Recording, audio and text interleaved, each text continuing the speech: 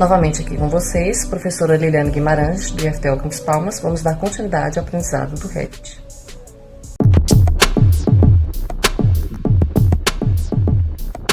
Vamos abrir novamente aquela amostra de projeto de arquitetura.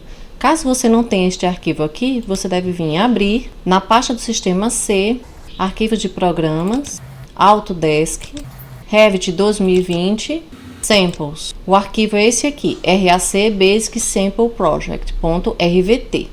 Eu vou abrir logo que eu já tenho ele aqui. E agora que a gente conhece a aparência do Revit, a gente entendeu um pouco a sua interface gráfica, ou seja, o modo como o layout aparece para o usuário, a gente tem condições de entender qual é a sistemática do Revit. O que é que eu quero falar com sistemática? É a forma de funcionamento, a forma como o Revit se organiza, né? Porque o Revit é uma plataforma de projeto e documentação, porque sendo uma plataforma BIM, ele modela as informações e ele suporta não só projetos com sua modelagem em 3 dimensões, como também legendas, tabelas, pranchas e vários desses elementos com informações que são exatamente os parâmetros. Podemos dizer que os parâmetros são características dos elementos dessa nossa modelagem. Mas não é só uma característica, porque além de identificar, armazenar essa característica, ele comunica estas informações sobre todos os elementos de um modelo em identificadores, tabelas. Como exemplo, deixa eu pegar aqui uma parede e mostrar essas características para vocês. Aqui nós temos a estrutura da parede, deixa eu editar. Aqui nós temos estrutura, acabamento, aqui nós temos um material que é da estrutura dessa parede, o material de acabamento dessa parede, a espessura. Então os parâmetros eles atribuem identificação e valores e com isso facilita o gerenciamento e a alteração desses elementos. E como estas informações estão todas atreladas a objetos da construção, a essa modelagem em 3 dimensões, nós chamamos de modelagem paramétrica ou Parametric Modeling.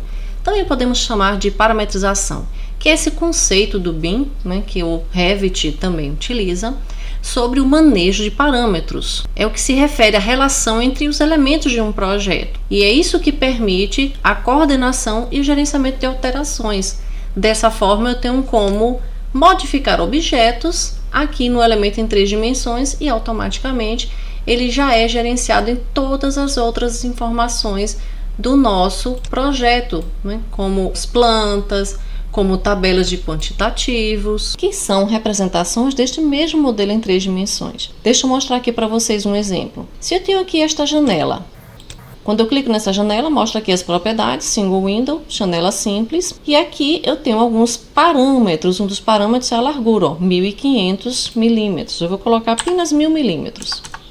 Aplicar. Vejam que quando eu alterei, as paredes automaticamente se adaptaram à largura desta janela. Isso aqui é a modelagem paramétrica.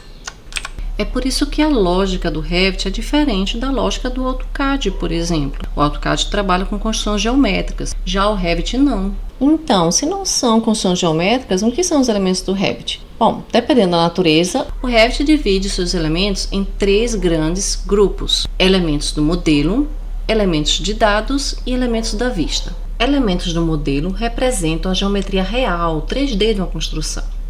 Elementos de dados definem o contexto do projeto. E elementos específicos da vista têm a função de descrever ou documentar o modelo.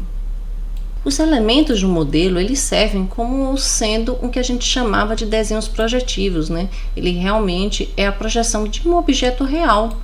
Então você tem um telhado, você tem um muro. Os elementos de dados e elementos da vista são desenhos não projetivos, então eles têm a ver com aqueles desenhos que complementam a informação do seu objeto.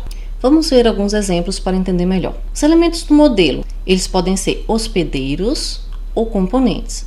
O que são os hospedeiros? Hospedeiros são aqueles elementos que são base na nossa construção, como as paredes, os pisos, os telhados. Os componentes são os elementos que ficam alocados nos hospedeiros, por exemplo, portas, janelas, o mobiliário.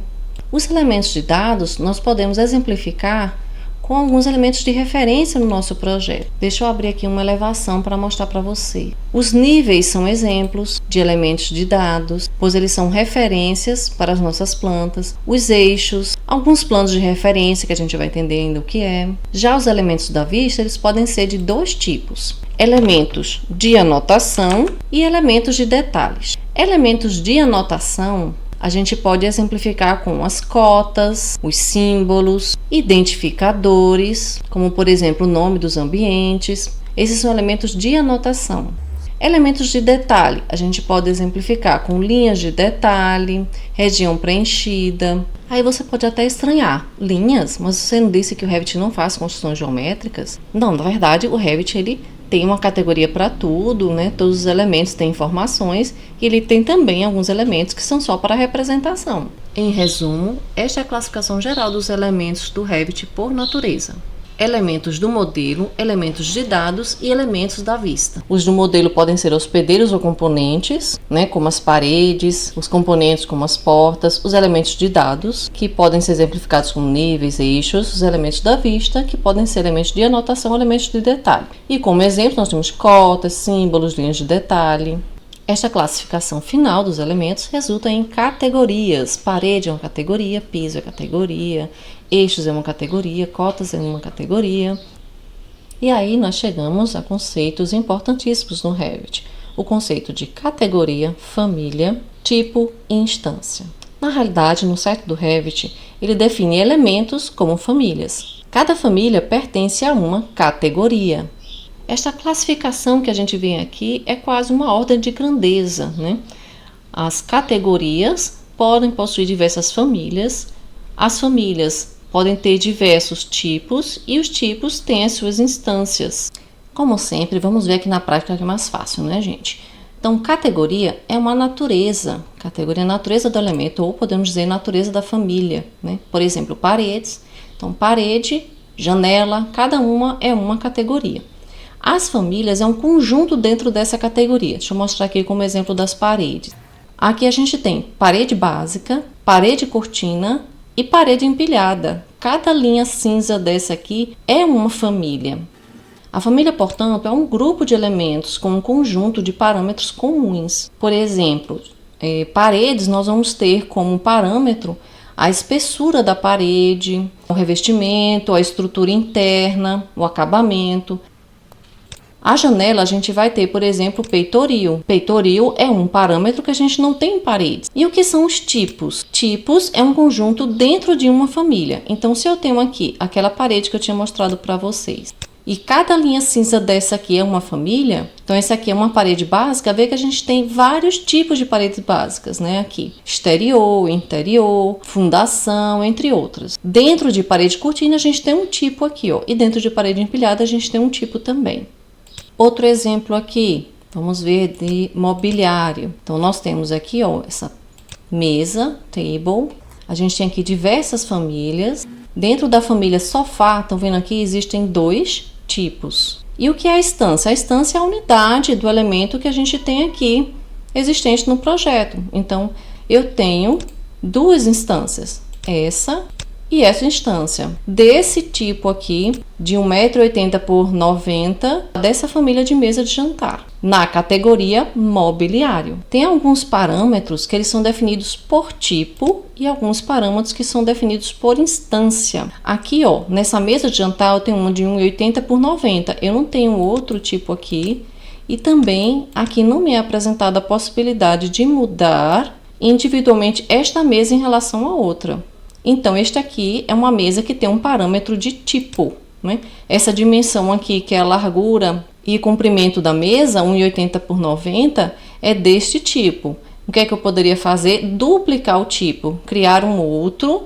Se eu quisesse, por exemplo, uma mesa de 1,5 m por 90, dependendo de como você criou a família, você pode ter propriedades de tipo, como nós vimos aqui, ou propriedades de instância. Essa janela aqui, por exemplo, a gente já viu aqui, eu consigo mudar a largura dela individualmente. Mesmo essa janela sendo do mesmo tipo que essa, ó, essa daqui é single window, essa segunda aqui também é single window, tudo são janelas individuais, mas eu posso mudar a largura de uma independente da outra. Aqui, ó, largura 1000. Então, é uma janela que possui um parâmetro de largura e altura de instância e não de tipo, pois cada unidade aqui pode ser diferente do outro. Veja aqui no modelo em 3 dimensões que essa janela está menor que as demais, mesmo sendo do mesmo tipo. Mas essa janela também tem parâmetros de tipo. Se eu selecionar aqui, ó, e clicar em editar tipo, a gente tem alguns parâmetros aqui que, se eu modificar, modifica em todos. Vamos colocar aqui como exemplo. Essa aqui é a espessura geral, essa aqui é a espessura da parte inferior, essa aqui é a espessura da parte superior, certo? Over. Vamos colocar então outra espessura na parte inferior. De 80 eu vou colocar 300 milímetros para a gente ver, ok? Vejam que aqui na parte inferior, essa janela, esta, todas mudaram, todas aumentaram a sua espessura. Então, este é um parâmetro de tipo. Portanto, as propriedades de tipo são aquelas atreladas ao tipo de uma família, em que o mesmo valor é aplicável para todas as instâncias de um tipo de família particular. Já as propriedades de instância são atreladas às instâncias, em que os valores podem variar individualmente, de acordo com cada elemento do projeto, com cada instância do projeto. Além disso, também preciso especificar para vocês que o Revit utiliza 3 classes de famílias. As famílias do sistema, System Families, as famílias carregáveis, Loadable Families, e as famílias modeladas no local, ou In-Place Families. Como é que você pode conhecer essas famílias e qual a diferença entre elas? Vocês lembram que eu falei para vocês que famílias seriam como se fossem blocos, né? Mas foi uma forma muito simples de falar, porque na verdade as famílias que estão aqui no início, podendo ser abertas ou criadas em forma de um arquivo, são as famílias carregáveis. As famílias de sistema são as famílias que não podem ser carregadas ou criadas com arquivos separados. Por exemplo, os níveis, as paredes. Como é que eu sei que esse aqui é uma família de sistema?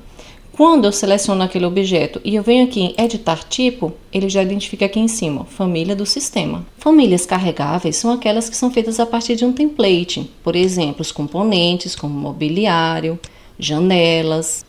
Quando você seleciona um elemento de uma família carregável que você tenta editar o tipo, você não tem lá a identificação família do sistema. Então essa já é uma forma de você saber se é do sistema ou não. As famílias modeladas no local são famílias em que a gente tem uma característica bem específica só daquele projeto. Eu não localizei nenhum exemplo de família modelada no local, então fiz uma aqui rapidinho.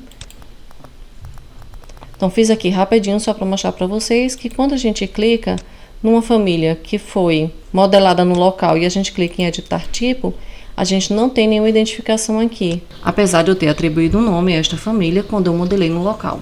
Você consegue localizar o nome dessa família no navegador de projetos, aqui em famílias, mobiliário, aqui em mobiliário 1, que foi a família modelada no local e o nome que eu tinha colocado. Uma outra forma de você identificar a diferença entre essas 3 famílias é que a família editada no local, quando ela está selecionada, você tem aqui a opção editar no local. Uma família carregável, por exemplo, uma janela, você tem aqui, ó, editar família. E uma família do sistema, como por exemplo a parede ou piso, não aparece aqui a possibilidade de você editar família ou editar no local. Da mesma forma, aqui no Revit em inglês, a gente tem a possibilidade de identificar as famílias modeladas no local, porque elas têm a possibilidade de editar no local, Edit in Place. As famílias carregáveis, a possibilidade de editar família, Edit Family. E as famílias de sistema, como paredes, não tem essa possibilidade. As famílias de sistema, a gente não tem a possibilidade de mudar a categoria de uma família. As carregáveis, existe essa possibilidade. Se você editar a família, clicar aqui em Edit Family, ele abre o arquivo para você editar, e aí você tem a possibilidade de mudar aqui, ó, categoria da família. E aí você muda, aqui está como janelas, poderia ser de uma outra categoria. As famílias modeladas no local, você clica aqui Edit in Place, e você teria a possibilidade de mudar aqui, ó, também a categoria daquela família. Está em Furniture, que é mobiliário, poderia estar em outra categoria. Mas devemos ter cuidado, porque nem sempre é possível mudar a categoria sem levar em consideração parâmetros, algumas organizações do projeto. Também é possível existirem famílias dentro de famílias. Por exemplo, aqui na nossa elevação.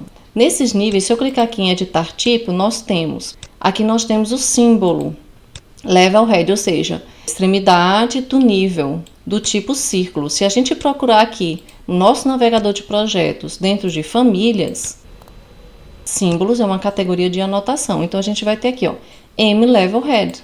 Então aqui a gente tem condições de editar, salvar, recarregar. Então o nível em si a gente não cria uma nova família de nível, mas o símbolo a gente tem condições de criar um novo símbolo.